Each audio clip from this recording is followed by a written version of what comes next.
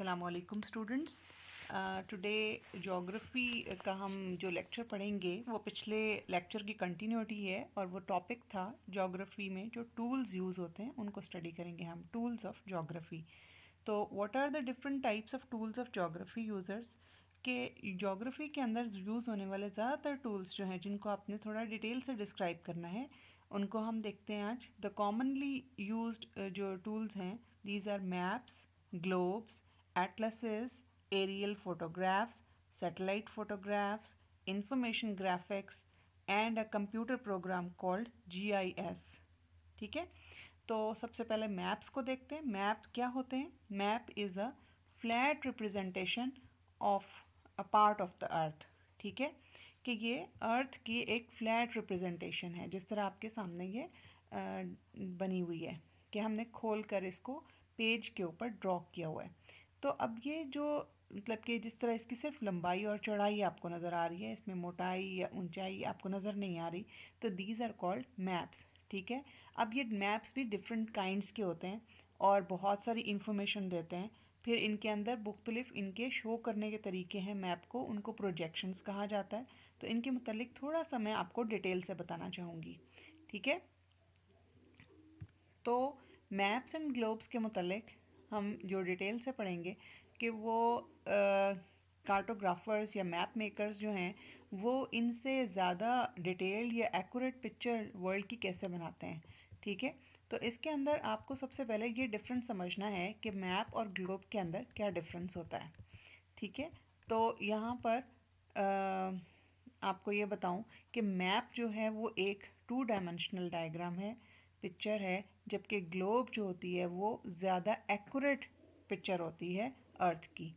तो मैप और ग्लोब दोनों ही अर्थ और उसके फीचर्स को रिप्रेजेंट कर रहे होते हैं। A globe is an accurate model of the world because it has 3 dimensions, क्योंकि ये आपको उसकी ऊंचाई या उसकी मोटाई भी दिखा रहा होता है, इसलिए ये ज़्यादा एक्यूरेट होता है। और इनके जो असल जो फासला है अर्थ के मुख्तलिफ़ प्लेसेस के दरमियान वो इसमें शो होना पॉसिबल है। ठीक है, लेकिन ग्लोब्स के साथ मसला ये है कि हम इन्हें उठाकर कहीं नहीं ले जा सकते, they are difficult to carry around. ठीक है, मैप्स जो हैं वो ज़्यादा प्रैक्टिकल होते हैं, को हम उनको फोल्ड कर सकते हैं, हम उनको उठाकर एक जगह दूसरी जगह कैरी कर सकते हैं, हम उनको दीवार पे लटका सकते हैं, they can be hung on a wall और प्रिंटेड इन अ बुक और मैगज़ीन के बुक्स में उनको प्रिंट करना आसान है। ठीक है, however because maps show the world in only 2 dimensions, कि लेकिन मतलब मसला कहाँ आता है कि वो सिर्फ 2 सिमतों में आपको 2 डायमेंशंस के अंदर आपको एक्सप्लेन कर रहे होते हैं वर्ल्ड की प्लेसेस को, तो they are not perfectly accurate. ठीक है, अब यहाँ पर आप इन पिक्चर्स को देखें तो आपको क्लियर हो जाएगा। एक ऑरेंज हमने लिया और ऑरेंज के बाहर हमने पूरा मैप ड्रॉ कर दिया। ठीक है, फिर उसको हम अगर ड्रॉ किए हुए मैप को सारे को एक साथ देखना चाहें, पूरी वर्ल्ड के मैप को, तो उसका यही तरीका है कि हम इसको यहाँ से नीचे से कट करें और फिर इसको इस तरह खोलें। जब हम इस तरह खोलेंगे तो ये फ्लैट थोड़ा बहुत हो जाएगा, हमें नज़र तो आएगा सारा मैप, लेकिन डिस्टॉर्टेड हो जाएगा। Image will be distorted. Distorted का मतलब बिगाड़ पैदा हो जाएगा इसके अंदर। असल ओरिजिनल जो पिक्चर है, जिस तरह एक्चुअली नेचुरली अर्थ है, उस तरह नहीं रहेगा। ठीक है, तो ये इनके डिफरेंसेस आ गए, या आपको शॉर्ट क्वेश्चन आ सकता है तो आप इसको पॉइंट्स में अलग अलग करके भी लिख सकते हैं। उसके बाद 3 काइंड्स ऑफ मैप्स, बेसिकली 3 तरह के मैप्स होते हैं। फर्स्ट टाइप है reference map, journal reference maps. ठीक है, दूसरी टाइप है थीमेटिक मैप्स। ठीक है, और तीसरी टाइप्स नॉटिकल मैप्स। ठीक है, इन तीनों की आप हेडिंग्स बना सकते हैं यहाँ पर। रेफरेंस मैप्स क्या होते हैं? Reference maps are the maps which show natural and human made features. ठीक है, and are use to locate places, किसी भी प्लेस को लोकेट करने के लिए यूज़ होते हैं। आमतौर पर रेफरेंस मैप्स के अंदर आप जो एग्जांपल्स आती हैं वो फिज़िकल मैप्स आ जाते हैं, रोड मैप आ जाते हैं। ठीक है, या फिर मतलब कि इस तरह की को मुख्तलिफ, आप जिस तरह आप वैलीज़ को शो करना चाहते हैं, लैंडफॉर्म्स को शो करना चाहते हैं अर्थ की। ठीक है, तो वो सारे मैप्स जो हैं रेफरेंस मैप कहलाते हैं। कोई भी आप लोकेट कर रहे हैं किसी भी प्लेस को तो वो रेफरेंस मैप होगा। थीमेटिक मैप्स क्या होते हैं? Thematic maps focus on one specific idea और थीम, ठीक है, किसी ख़ास आइडिया या थीम पे बनाया हुआ मैप जो है वो थीमेटिक मैप कहलाएगा। इसकी एग्जांपल में पॉपुलेशन मैप आ जाएगा, ठीक है।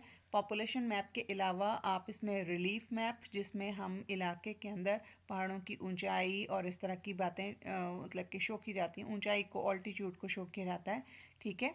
और इसी तरह थीम के ऊपर इसमें डॉट रिप्रेजेंटेशन या डॉट डिस्ट्रीब्यूशन मैप्स भी आते हैं, जिस तरह आपने कोरोना के मैप्स देखे होंगे जो टीवी पे अक्सर दिखा रहे होते हैं कि कहाँ पे कितनी पॉपुलेशन जो है वो कोरोना से अफेक्टेड है, डॉट्स की सूरत में शो किया जाता है। तो ये सब थीमेटिक मैप्स होते हैं। तीसरी टाइप जो नॉटिकल मैप्स आपको बताया, ये कौन से मैप्स होते हैं? ये मैप्स ज़्यादातर पायलट्स और सेलर्स यूज़ करते हैं, कश्ती रान और पायलट्स जो हवा में जहाज़ चला रहे होते हैं, to find their way through air and over water, ठीक है। इन्होंने अपना रास्ता मालूम करना होता है हवा के अंदर ऊपर और फिर पानी के ऊपर, तो नेविगेशनल पर्पसेस के लिए ये मैप्स यूज़ होते हैं, ठीक है। इनको आमतौर पर चार्ट भी कहा जाता है। A nautical map is sometimes called a chart. अब यहाँ पर नीचे आपको एक सबसे पहले एक रेफरेंस मैप दिखाया गया है। ये एक इलाके की आइलैंड है, प्रिंस एडवर्ड आइलैंड, उसके अंदर रोड्स का मैप बना हुआ है, ठीक है। तो इसके अंदर ये जो बॉक्स के अंदर मौजूद है ये मैप का हिस्सा कहलाता है, दैट इज़ कॉल्ड की, ठीक है। कि इसके अंदर जो लाइंस लगाई गई हैं मुख्तलिफ़ कलर्स की, मुख्तलिफ़ मोटाई की, या कलर्स जो शो किए गए हैं वो डिफरेंट चीज़ों को शो कर रहे हैं और उनको आप यहाँ पे डिस्क्राइब करते हैं एक बॉक्स के अंदर, जिसको की कहते हैं, ठीक है। अच्छा, अब इसके बाद यहाँ पर एक और चीज़ जो मैप्स के बारे में आपको बतानी है, that is projections. Map projections, map को रिप्रेजेंट करने के तरीके, ठीक है। मैप को डिफरेंट तरीके से प्रेजेंट किया जा सकता है। मैप, क्योंकि अर्थ जो है वो एक कर्व्ड सरफेस होती है, गोलाई में होती है, सीधी नहीं होती। लेकिन अगर हम उसे फ्लैट सरफेस पे ड्रॉ करना चाहें, फ्लैट सरफेस पे रिप्रेजेंट करना चाहें पेज के ऊपर जैसे, तो हमें वो मुख्तलिफ़ तरीके अपनाने पड़ते हैं, जिनको हम मैप प्रोजेक्शंस कहते हैं। अब आपके सामने ये दो प्रोजेक्शंस जो मशहूर प्रोजेक्शंस हैं वो ड्रॉ की हुई हैं। ये मर्केटर प्रोजेक्शन है। मर्केटर प्रोजेक्शन जो है ये थोड़ा ओल्ड मेथड है अर्थ की जो मुख्तलिफ मैप्स हैं उनको रिप्रेजेंट करने का, कि हम उसे स्क्वायर शेप में या रेक्टेंगल शेप में ड्रॉ कर देते हैं। और दूसरा जो रॉबिन्सन प्रोजेक्शन है ये थोड़ा लेटेस्ट मेथड है, इसमें ज़्यादा थोड़ा सा एक्यूरेट फासले हो जाते हैं, ठीक है। डिस्टॉर्शन थोड़ी सी कम हो जाती है, इसमें डिस्टॉर्शन या बिगाड़ ज़्यादा होता है कि हम, क्योंकि गोलाई में जितने फासले या जो जिस तरह से डिस्टेंसेस होते हैं एक्चुअली इसमें उस तरह से शो नहीं किए जा सकते होते हैं, ठीक है। तो तमाम प्रोजेक्शंस जो अर्थ की मुख्तलिफ हैं उन सब के अंदर ही डिस्टॉर्शन है, किसी न किसी हद तक बिगाड़ है, ठीक है, किसी न किसी अंदाज में। Some make places look bigger और smaller than they really are in relation to other places. यानी कुछ जो हैं मैप्स वो ऐसे हैं जिनके अंदर कुछ चीज़ें आपको बड़ी नज़र आनी शुरू हो जाती हैं या छोटी नज़र आनी शुरू हो जाती हैं। जिस तरह आप मोबाइल के अंदर फ़िल्टर लगाते हैं और अपनी इमेज को, अपनी तस्वीर को आप लंबाई के रुख फैला दें या चौड़ाई के रुख फैला दें तो शक्ल बिगड़ जाती है, डिस्टॉर्शन आ जाती है। बिल्कुल इसी तरह मैप्स के अंदर भी डिस्टॉर्शन आती है जब आप मुख्तलिफ अंदाज में मैप्स बनाते हैं, ठीक है। दूसरे प्रोजेक्शंस और हैं जिनके अंदर शेप्स भी डिस्टॉर्ट हो जाती हैं।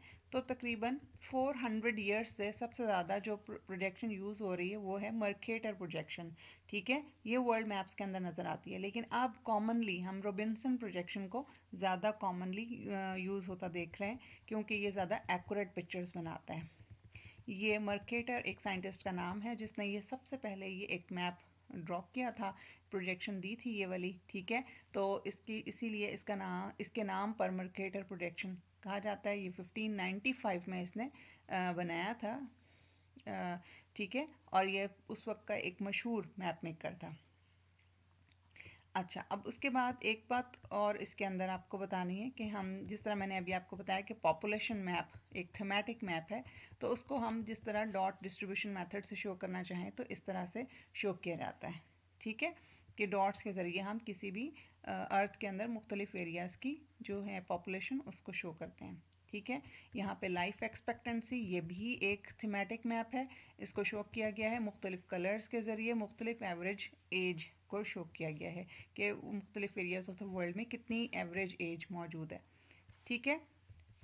फिर हम मैप्स के अलावा चार्ट्स और ग्राफ्स भी यूज़ कर सकते हैं कंपेयर करने के लिए चीज़ों को, इंफॉर्मेशन जो भी है उसको कंपेयर करने के लिए हम बार चार्ट ये आपके सामने बना हुआ है, ठीक है, और ये ग्राफ चार्ट है, ठीक है, तो इन तरीक़ों से भी रिप्रेजेंट कर सकते हैं। तो ये था मैप्स के हवाले से। वापस आते हैं तो मैप्स और ग्लोब्स आपको उम्मीद है कि समझ आ गया होगा। एटलस कुछ डिफरेंट नहीं है, that is a book of maps. बहुत सारे मैप्स को इकट्ठा करके एक जगह बांध दिया जाए, बाइंड कर दिया जाए एक जिल्द के अंदर, तो वो एटलस कहलाती है। तो इसके अंदर मुख्तलिफ रीजन्स, वर्ल्ड की मुख्तलिफ रीजन्स को ड्रॉ किया जाता है, ठीक है, और मुख्तलिफ टाइप्स ऑफ मैप्स। एक ही अगर रीजन है, फॉर एग्ज़ाम्पल अगर पाकिस्तान की एटलस आप ख़रीदते हैं तो उसके अंदर पाकिस्तान के ही पॉलिटिकल मैप्स, रीजनल मैप्स, ठीक है, और रोड मैप्स और रिवर मैप्स और सो ऑन, नेविगेशनल मैप्स, बहुत सारे आपको नज़र आएंगे। अच्छा, टाइप्स ऑफ मैप्स में एक आपको बताना भूल गई कि 3 टाइप्स आपको मैंने बताई, तो उनके अलावा 2 टाइप्स और भी मुख्तलिफ़ जगहों पे आपको मिलेंगी, दैट इज़ कैडेस्ट्रल मैप्स हैं और टोपोग्राफिकल मैप्स, ये भी आपको मुख्तलिफ मिलते हैं नाम क्लासिफिकेशन में, यानी कि टोटल 5 इस तरह से हो जाते हैं। तो जो आप गूगल पर सर्च करते हुए सिटीज़ के मैप्स देख रहे होते हैं आमतौर पर, वो कैडेस्ट्रल मैप्स होते हैं, और इस तरह टोपोग्राफिकल मैप्स जो होते हैं वो आमतौर पर शेप ऑफ द अर्थ और करेक्टरिस्टिक्स ऑफ द अर्थ को शो कर रहे होते हैं। अच्छा, अगर आपने बहुत सारे मैप्स ख़रीदने हों तो फिर आपको वो अलग अलग मैप्स ख़रीदने की बजाय आप एक एटलस ख़रीदें तो आपके लिए ज़्यादा हेल्पफुल होता है। अच्छा, ग्लोब के बारे में आपको बता चुकी, ठीक है। डिस्टॉर्शंस को या बिगाड़ को अवॉइड करने के लिए हम जो असल या रियल से करीब तरीन मैप ड्रॉ कर सकते हैं वो ग्लोब है, ठीक है, क्योंकि ये अर्थ की ओरिजिनल शेप यानी कि स्फेरिकल शेप में होता है, ठीक है। तो इसके अंदर ज़्यादा एक्यूरेट डिस्टेंसेस और आपको उसकी फॉर्म्स नज़र आती हैं, ठीक है, और आप इसको मतलब कि सिर्फ यही प्रॉब्लम है, इसको कैरी करना मुश्किल होता है। अच्छा, एरियल फोटोग्राफ्स, ये अगला टूल है हमारा। एरियल फोटोग्राफ्स, एरियल का मतलब ऊंचाई से हवा से फ़ोटोग्राफ्स जो लिए जाते हैं, ऊंचाई से, स्काई से, आसमान से जो फ़ोटोग्राफ्स लिए जाते हैं, उनको हम एरियल फ़ोटोग्राफ्स कहते हैं। They are taken they are use to take measurements और क्रिएट मैप्स, ठीक है। मुख्तलिफ़ इलाकों के दरमियान, जगहों के दरमियान फासलों को मैयर करना, मेजरमेंट्स करना, ठीक है, और मैप्स बनाना इसका मकसद होता है, ठीक है, कि इन इमेजेस को देखकर मैप्स ड्रॉ किए जाते हैं या फिर फासले मैयर किए जाते हैं। अच्छा, एरियल मैप्स जो हैं ये एरोप्लेन से, बलून से या इवन काइट से भी लिए जा सकते हैं उनके साथ कैमरास लगाकर। यहाँ पे आपको ये एक बॉस्टन का मैप एरियल फोटोग्राफ नज़र आ रहा है। अच्छा, अब सैटेलाइट फ़ोटोग्राफ्स की एक और टाइप है हमारे पास, ठीक है। ये सैटेलाइट फ़ोटोग्राफ्स जो हैं ये भी एरियल फ़ोटोग्राफ्स की तरह ही होते हैं, लेकिन ये हवा से नहीं लिए जाते बल्कि स्पेस से पिक्चर्स ली जाती हैं, सैटेलाइट से ली जाती हैं। सैटेलाइट फ़ोटोग्राफ्स के अंदर फ़र्क ये होता है कि हम बहुत बड़े लैंड के एरिया की एक साथ पिक्चर ले सकते हैं, ठीक है, कि एक बहुत बड़ा पीस ऑफ लैंड जो है उसको आप इकट्ठा उसको पिक्चर ले सकते हैं, और फिर आप इसको जूम करके क्लोजली भी, इवन मतलब कि छोटे छोटे 1 माइल डिस्टेंस पे भी आप चीज़ों को क्लियरली देख रहे होते हैं, ठीक है। आप अगर गूगल मैप्स पे खोलें और अगर सैटेलाइट इमेज अपने एरिया का भी खोलें तो आपको नज़र आएगा, घरों की छतें और सब कुछ नज़र आ रहा होता है उसके अंदर। तो ये भी एक आइलैंड है, मैरियन आइलैंड साउथ अफ्रीका में, उसका एक सैटेलाइट फ़ोटोग्राफ लिया गया है जहाँ पर आबादी ना होने के बराबर है। अच्छा, अब यहाँ पर एक अगला टूल आ गया हमारे पास, इंफॉर्मेशन ग्राफिक्स। इंफॉर्मेशन ग्राफिक्स क्या होते हैं, ठीक है, इनको इन्फोग्राफिक्स भी कहते हैं। These are visual symbols of data. जो डाटा या इंफॉर्मेशन हमारे पास मौजूद होती है उसके विजुअल सिंबल्स, यानी ऐसे सिंबल्स या अलामतें हम ड्रॉ कर देते हैं जिनको देखकर हमें पता चल जाए कि किस चीज़ की बात हो रही है। जिस तरह अगर इस तरह से दरख्तों की कितार बना दी जाए तो हमें पता चल जाता है कि ये फॉरेस्ट हैं इस एरिया के अंदर, ठीक है। फिर वेटलैंड्स या दलदली इलाकों को इस तरह से शो कर देते हैं पिक्चर के ज़रिए, ठीक है।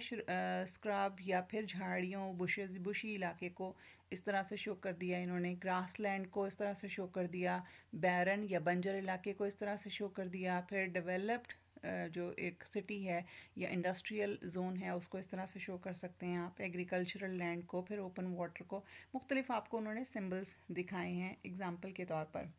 ठीक है, फिर यही सिंबल्स जो हैं अब दो तरह से प्रेजेंट किए जा सकते हैं। एक तो ये जिस तरह ऊपर शो किया गया है इसको हम बार ग्राफ कहते हैं। ठीक है, कि बार ग्राफ के अंदर उसकी कंसंट्रेशन मतलब कि शो की गई है कि कितने ज़्यादा इलाके के ऊपर है या रकबे के ऊपर मौजूद है, कितना कितना इस एरिया का कितना कितना इलाका किस किस के हिस्से में आता है, किस कैटेगरी के हिस्से में आता है। या फिर एक कॉम्प्लेक्स और तरीका है जो यहाँ नीचे शो किया गया है।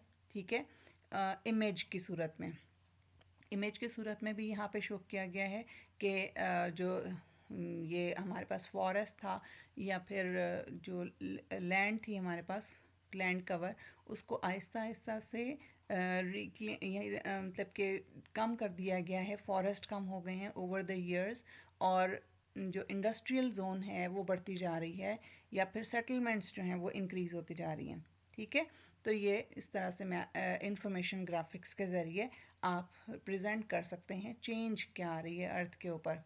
ठीक है, तो सिंबल्स के ज़रिए हम इनको शो करते हैं, और दो तरीके से शो करते हैं, बार ग्राफ की सूरत के अंदर या फिर एक इमेज ड्रॉ करके या मॉडल ड्रॉ करके उसकी सूरत में।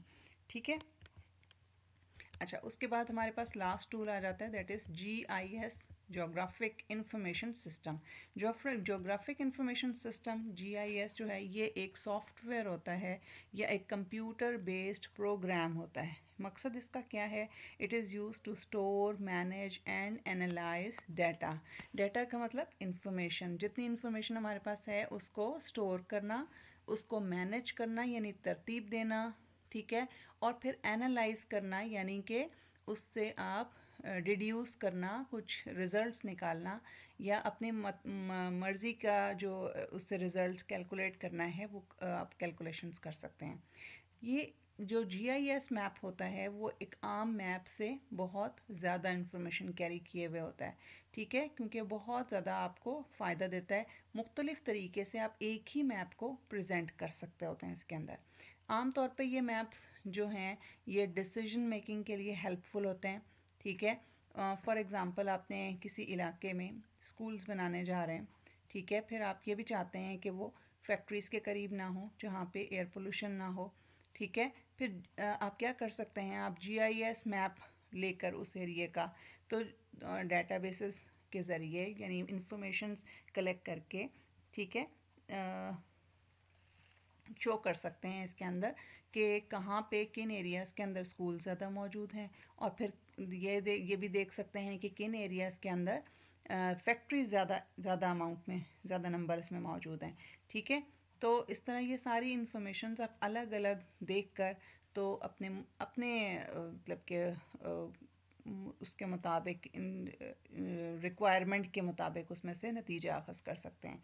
जिस तरह यहाँ पे एक एग्ज़ाम्पल दी हुई है कि ये एक रियल वर्ल्ड का एक है पीस ऑफ अर्थ है, कि अगर इसके अंदर आपने एलिवेशंस को सिर्फ देखना है कि ज़मीन की ऊंचाई कहाँ से कितनी है तो वो अलग करके उसका एक चार्ट ड्रॉ कर देगा। ठीक है, अगर लैंड की यूजेज देखनी है कि किस मकसद के लिए कहाँ कहाँ लैंड यूज़ की गई है तो उसका एक अलग से देख सकते हैं। फिर ये 3 बाउंड्रीज़ मुख्तलिफ शो की गई हैं जिनको वेक्टर्स कहते हैं, या पॉलिटिकल या एडमिनिस्ट्रेटिव बाउंड्रीज़ की सूरत में, ये फ़लाँ कंट्री इधर से इधर तक है और फ़लाँ कंट्री की बाउंड्री ये है, इस तरह से शो कर सकते हैं उसको। फिर स्ट्रीट्स भी आपको शो करके दिखा सकता है, उसके अंदर पॉपुलेशन को शो करके दिखा सकता है, उसके अंदर आपको सेटलमेंट पैटर्न शो करके दिखा सकते हैं, और बहुत कुछ इसमें से आपको अलग अलग सॉर्ट आउट करके ये GIS मैप जो है वो दिखा सकता है। ठीक है, तो ये तमाम किस्म की इंफॉर्मेशन को इकट्ठा कैरी किए हुए होता है। ठीक है, किसी भी लोकेशन के मुतालिक। तो ये आज का लेक्चर था, तो इसको आपने नोट डाउन कर लेना है। मैं आपको PDF में ये फाइल्स भेज दूँगी साथ में, तो आप इनको इनके नोट्स आप खुद बना लें, या चाहे इनके प्रिंट निकलवा लें, आपके नोट्स रेडी हो जाएंगे। Thank you so much. अल्लाह हाफ़िज़।